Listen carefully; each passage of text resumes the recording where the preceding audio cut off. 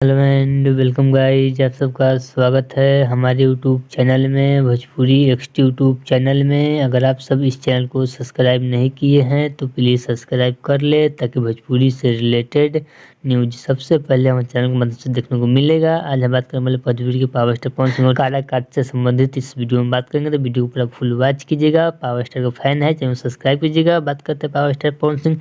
तो power star Pawan Singh आधी रात को 12 बजे रात को नाइट शो कर रहे हैं। पावर स्टार पवन सिंह काराकाट में जनता से मिल रहे हैं 12 बजे रात को। पावर स्टार पवन सिंह पूरी तरह से मेहनत करने में जुट चुके हैं। काराकाट लोकसभा चुनाव 2024 के चुनाव के लिए पूरी तरह से मेहनत कर रहे हैं पावर स्टार पवन सिंह। वही बात करें पावर स्टार पवन सिंह रात वाला शॉर्ट शो वाला वीडियो देखना है आपको, तो पवन सिंह के टीम के आईडी पर जाकर देख सकते हैं, इंस्टाग्राम के आईडी पर जाकर देख सकते हैं।